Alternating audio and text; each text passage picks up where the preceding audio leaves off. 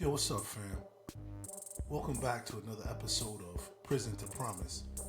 I'm your host, Craig Waleed. Today's guest is someone whose courage and conviction shine through every aspect of her work. It's the good sister, Anisa Sabur-Mumin.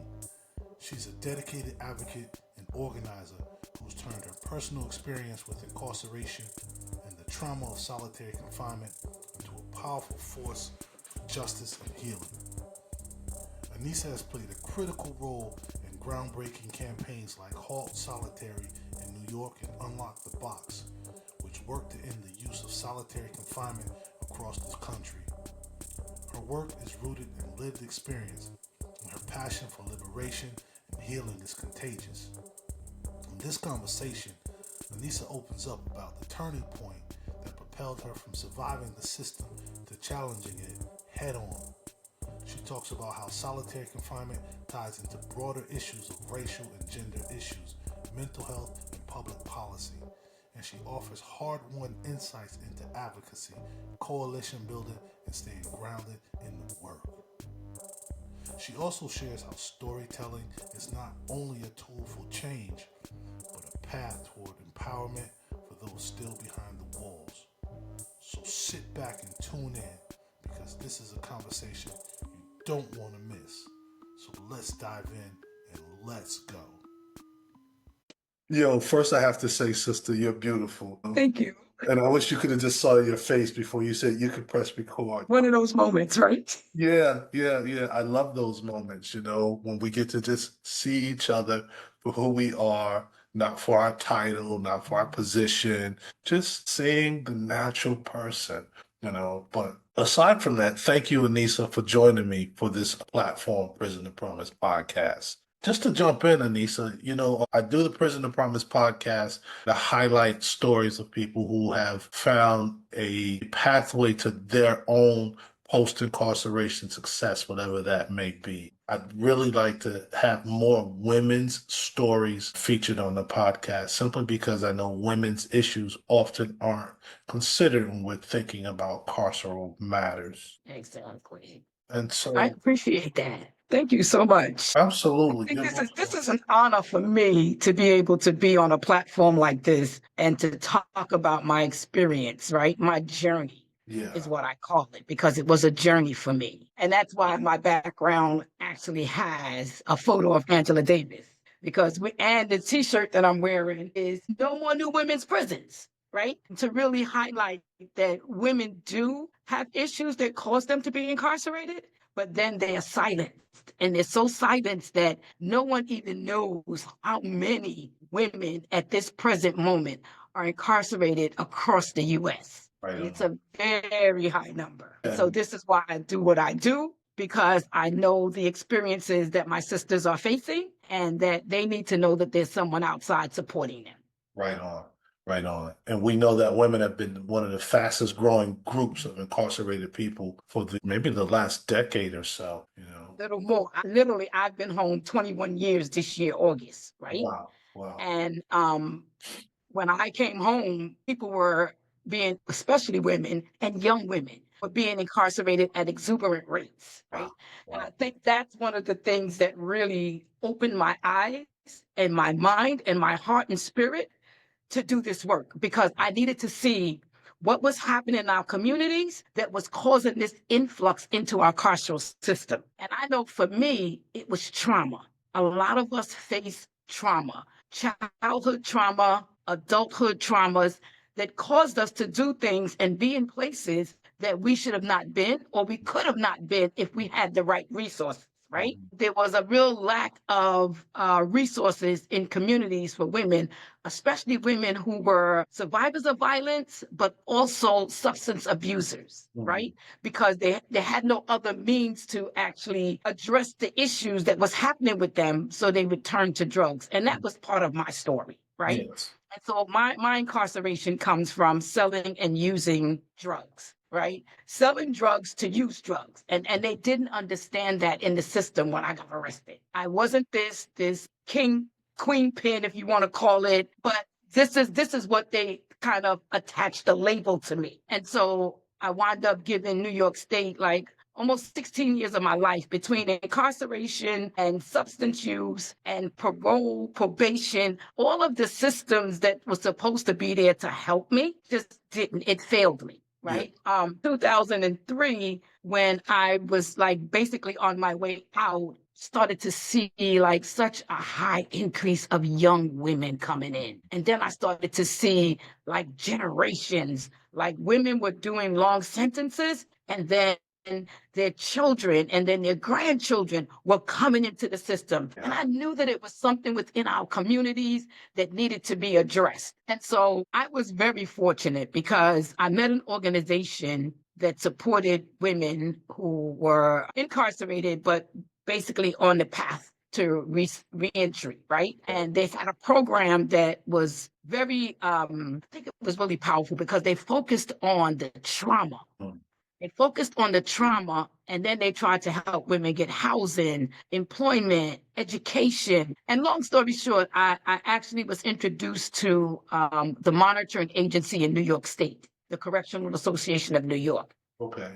They were just starting to, they was in their first year of their women's project coalition. So they were really trying to build a coalition around women's issues, because they had started in 1994, but they wasn't getting directly impacted folks and their experiences at the table. So they started this project called Reconnect.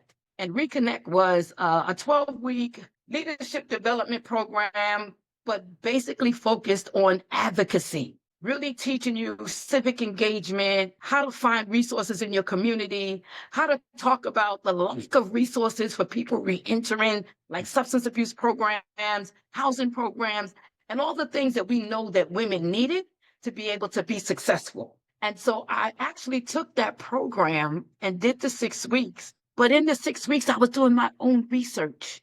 I did 12 weeks. I was doing research. Like every time something would come up, I would actually go to the community and talk to people, see what I can get involved in. I was really looking for employment because I had some education, right? Yeah. I graduated high school in 1976, right?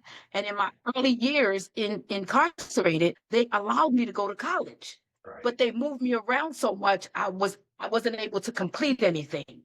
And then before I left, they had removed the college programs, so I couldn't complete it. Saying that to say that when I got out and tried to apply for college, because I had a felony, I couldn't go to school because I didn't have the funding and I wasn't working, right? Again, lack of resources. It was just one barrier after another, right? And that's why I say it was a journey, because I had to really do a lot of this work myself on the ground to find the resources I needed to be able to become the person that I am today. There were none of these resources out there, none of these agencies when you were out there doing that. So when I got home, there were some resources, but they were male focused. What year did you come home? I came home in 2004. Okay, yeah. And they were basically male focused, right? Everything was about the men, the men, the men. And that was because while incarcerated, the men was doing amazing things. They were fighting for their rights. They was rioting. They was doing all kinds of things, and they were sticking together. It was hard to get a group of women to come together and support each other because of the way we were raised and the way that we were separated within the community. You know, to me, it was like a dog-eat-dog world. You know, if I took 2 steps forward, somebody was pulling me 3 steps back. Right? There was really no togetherness. Coming through this program, I was able to actually meet women who was on the same journey as me, who wanted the same things as me, who didn't want to go back to prison because of all the harsh, torturous practices that we had to endure while incarcerated. And so I got with this organization, and they really started to show me how my experience and my voice could actually make change. I started doing legislative meetings, like talking about the issues. We looked at health care. We looked at women who were pregnant inside. We looked at women who were survivors of violence inside. We looked at how people were re-entering, right? And what was there for them. We forced our legislature to put money into the budget to expand treatment programs, right? We fought for alternatives to keep women out of prison and out of jail and into treatment programs where they can get substance use treatment, some mental health treatment, right? All of these things. We fought for Medicaid coverage to be suspended and not terminated, because if you were actually on public assistance and got arrested, terminated your case. Yeah, I remember So that. if and when you came home, you had to go through a 45-day to 120-day period before you could get some kind of assistance to help you get back on your feet. That's Most enough people time to come out, recidivate. they come out with mental health issues, Mhm. can't get their medication. Physical health issues, can't get medication. Mhm. Diabetes, Mhm. high blood pressure. People was having kidney failure, heart disease. They had medication at some point in their lives, and Medicaid was paying for it. And so, yeah, it just was really heart-wrenching to see how many folks was actually recidivating, because when you couldn't get what you needed, you got what you could by doing what you knew how to do best. And that was Absolutely. back to the streets, right? Absolutely. So to help my folks not go backwards, we really started to advocate for issues within the community. But We why started did to you do bring. this, Anisa? If I could just ask real quick, why did you become an advocate for other people coming out of prison after doing all that time versus just saying, what the hell with that? I'm about to do something else, that Well, doesn't have to do with so, prisons. so let me say this. I am grateful to be alive, honestly.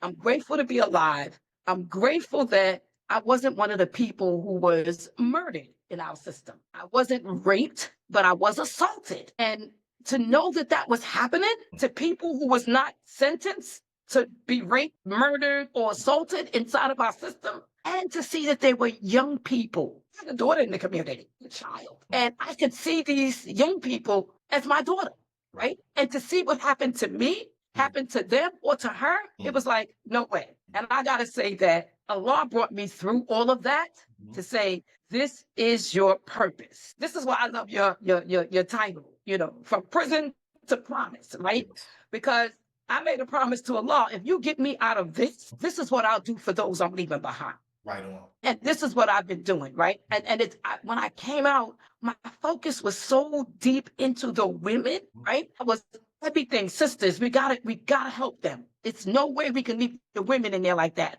because we gotta remember the women are the backbone to the Absolutely. family, to the community. Absolutely. So let me say this: before I was incarcerated, I used to visit men who was incarcerated. I had a boyfriend, a couple of them that were incarcerated, and I used to. Let me tell you, every week we would see busloads of women and children and mothers and grandmothers get on those buses and travel across our state, visit with their loved ones, them what they need, clothes, money, whatever they needed. But when I was incarcerated, I got a couple of visits, and that was from my boyfriend at the time, grandmother, who knew that the two of us was doing time together. So she would alternate the weekend visits for us, be our kind of messenger, right? But she passed away. And so in my last 5 years, no one to visit. My mom was raising my daughter. I couldn't ask her to come out of her pocket. She was working, taking care of my child, making sure she had all her needs met, to come and spend $200-300 to bring my daughter and herself up way beyond New York City into the far beyond, call it, because Right. I was like 10 hours away from where I was actually living. And so this just made me really say that I understand what people are going through on the inside, and we shouldn't have to suffer like that. That's right. And so this is why when I found this organization, and I didn't find it on my own, I had help through the program that I came out into. The woman showed me this Reconnect flyer, and you can get a stipend, and you can, join this group, and they can help you kind of navigate the system so that you can get a job. But that's what I thought it was. But when I got there and they started really talking about advocacy and policy and legislative meetings and, civic engagement, and how even though we could not vote, we could still go and talk to our legislators. So the first thing I did was go to a Senate hearing, right? The first time ever talking to a legislature about my experience in reentry. I came home and they sent me to a shelter because the parole officer was too lazy to go to my daughter's home for hours to check in to make sure that this is where I was going to stay. So they held me a week over, and because they couldn't hold me no longer, they just sent me to a shelter. This shelter was somebody's garage. It was a house with a garage with 6 beds in it.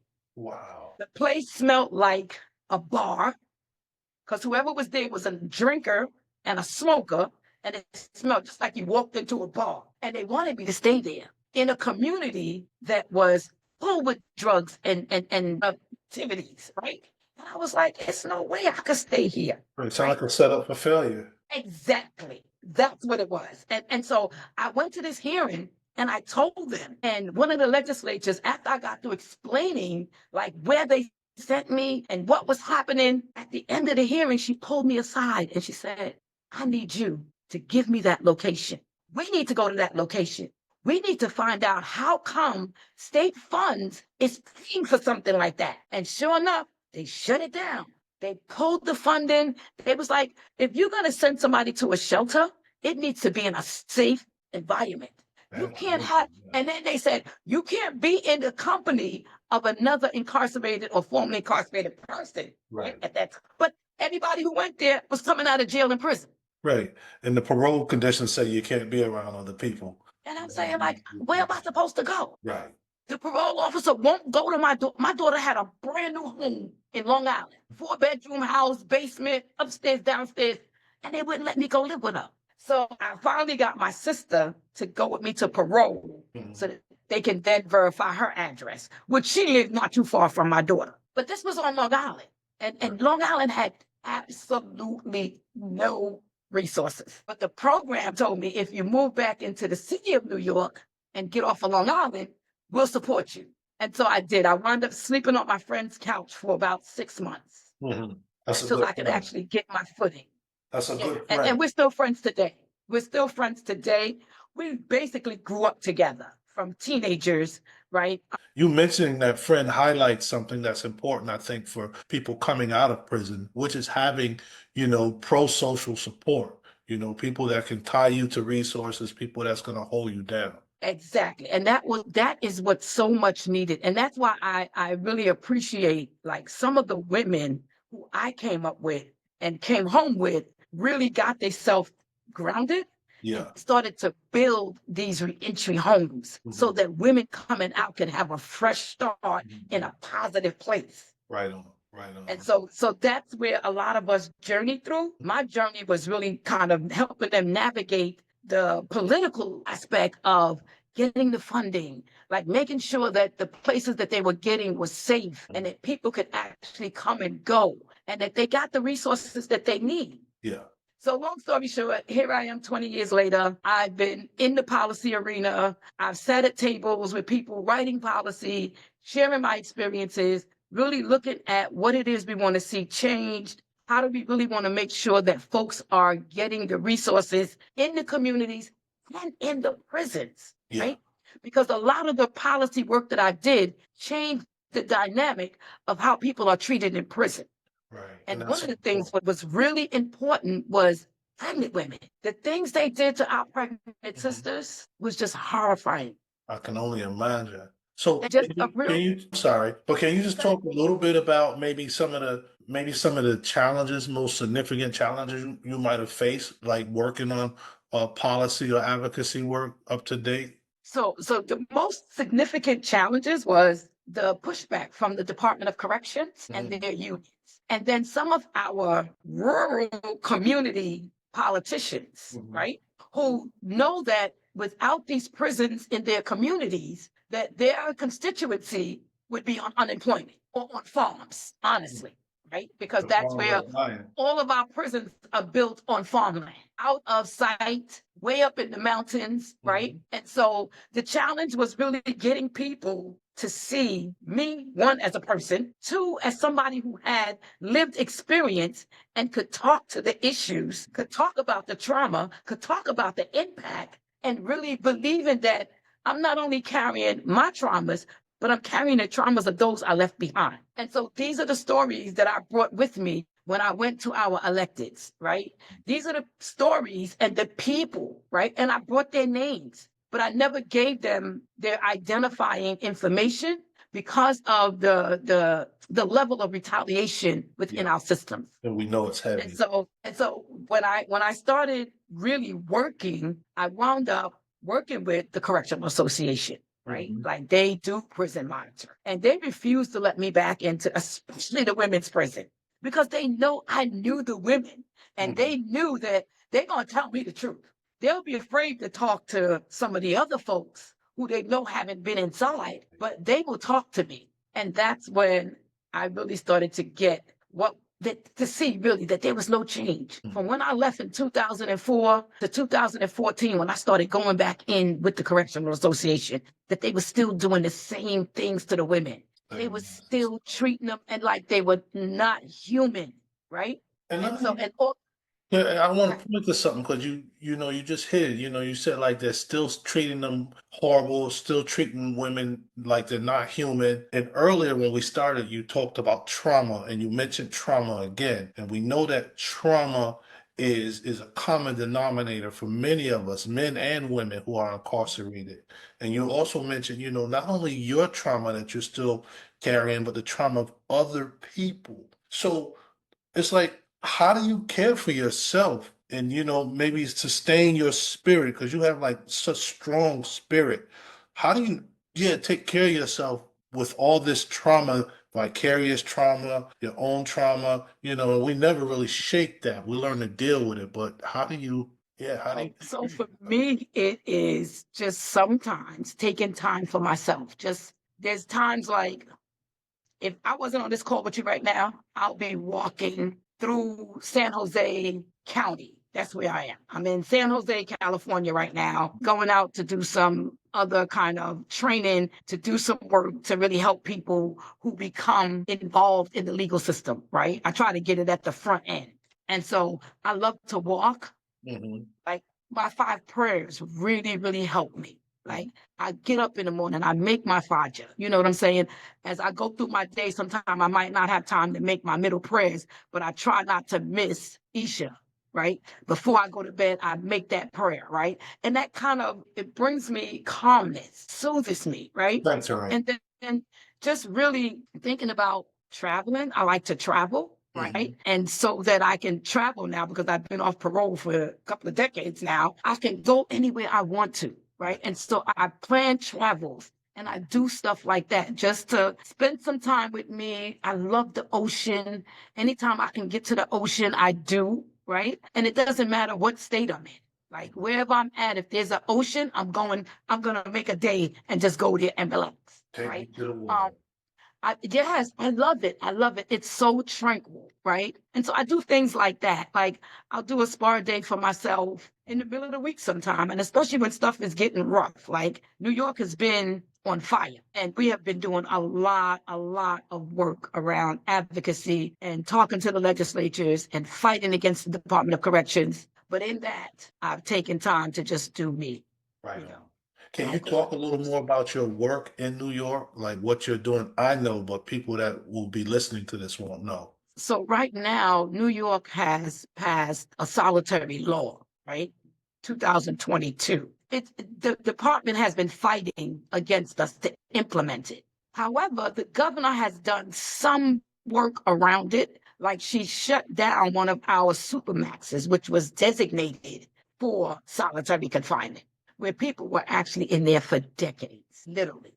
Somebody we know was in there for 30 years. I mean, no real human contact, no outside contact, excuse me. And so we were able to get that prison shut down with this law. And so last year in December, but we have been telling our legislatures, pushing back against the Department of Corrections every time somebody dies, trying to get the cause of death so that the community could know how this individual died or individuals, because it's been hundreds over the years in our system who have died and without just cause. And so we actually saw on video a young man, Robert Brooks, being murdered. He was tortured. And we talk about torture in the sense that solitary confinement is one of the ways that they were torturing and killing people and nobody could see it because it was out of sight and out of mind. That's right. And then they tell you whatever, right? And so we actually witnessed this because someone body cam was on and they had to turn it over to the Attorney General of our state. They made it public. And so now there's an uproar because people want to know, how is this possible that they murdered this man while he was handcuffed and shackled? They literally beat him to death. And so when they were pursuing charges against the officers, and it was about maybe 14, I think like 12 officers and 2 civilian nurses that stood by and did absolutely nothing while they pummeled this man to death, right? So fast forward, they're getting ready to indict these officers and the rest of these folks, and the whole system of officers walked off the job. It caused an illegal strike. It wasn't promoted, they said, by the union, so they didn't have the right to strike. They just walked off the job, which actually left every incarcerated person in a solitary confinement state, right? Because everybody's locked in. There's no movement. We lost 12 people to medical neglect, to suicide. They were locked in for more than 72 hours without any access to food, water, medical attention, medication, anything, before the governor brought in the National Guard. Mm. And they were only supposed to be there to provide meals and get people to and from medication or whatever, right? However, they took a young man out for a shower, and because he had been locked in so long, he was like, I'm not going back in that cell. He started to decompensate, and they didn't know what to do. So they called what supposed to have been the emergency, I forgot what they called them, but we call them the boom squad, right? Mm-hmm. Officers who were supposed to be on strike, but was outside the prison striking. They called them inside, and they literally beat this young man to death. But it wasn't caught on body cam, right? So there's 2 deaths in less than 2 months, right? That we know were because of the brutality that our officers are actually causing on incarcerated people. So we've been doing this work to kind of stop this, to really push them to actually do what they're supposed to do and treat people humanely. So the striking officer says, we won't go back to work because our prisons are unsafe. But there's not been a death of an officer in over 30 years. Right? And so we don't even know how.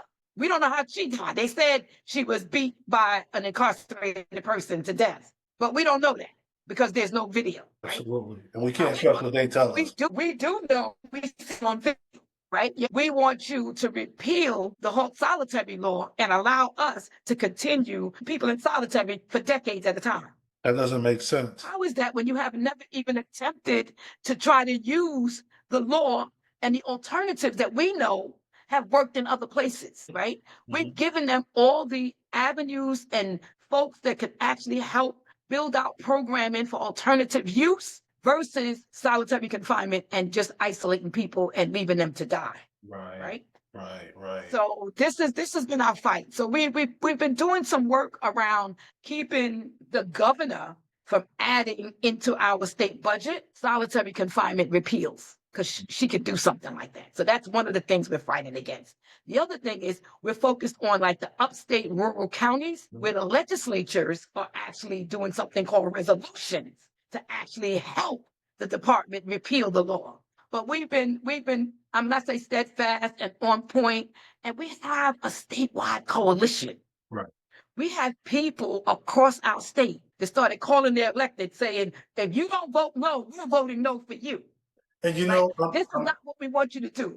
I'm glad that you just went there, because I was going to ask you next, how can people support the efforts to end solitary confinement in New York? So we actually are in the process right now of pushing for the full implementation. So if folks are in New York, they need to know that on May 5th, we will be at the Capitol.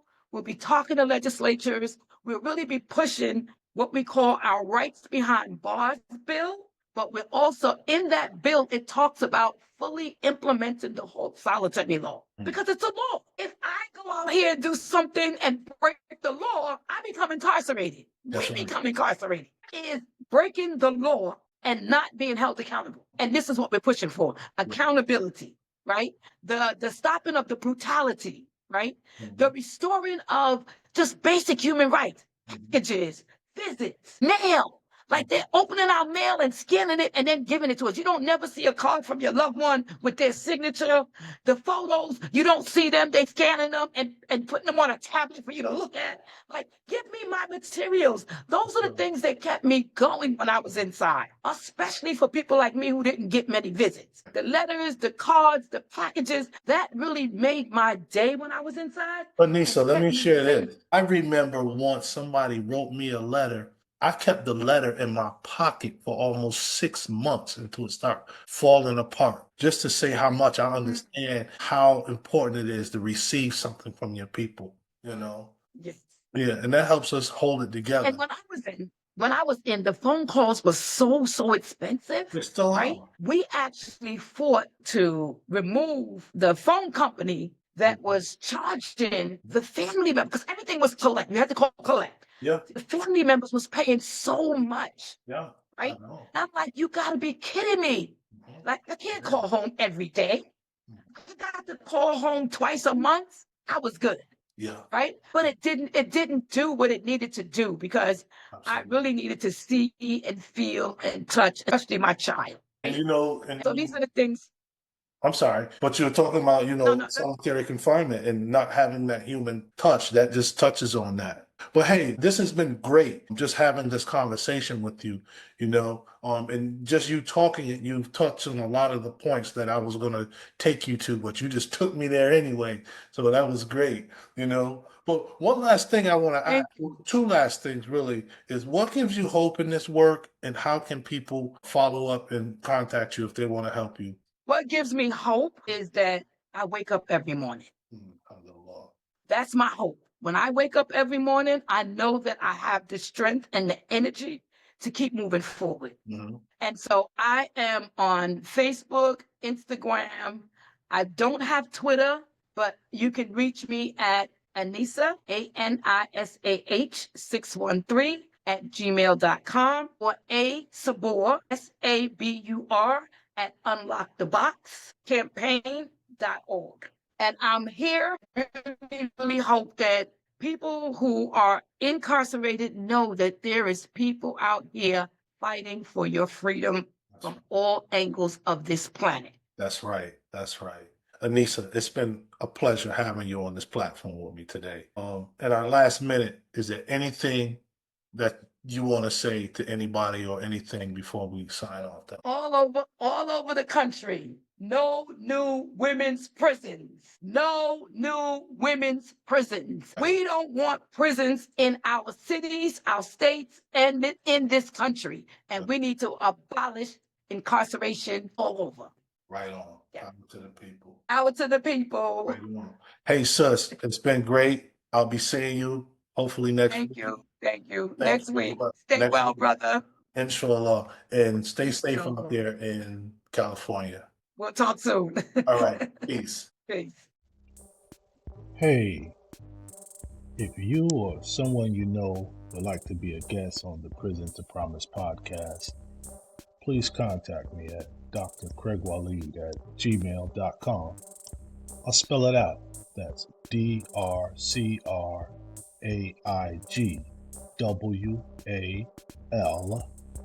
DrCraigWaleed as in Edward, D as in David, at gmail.com.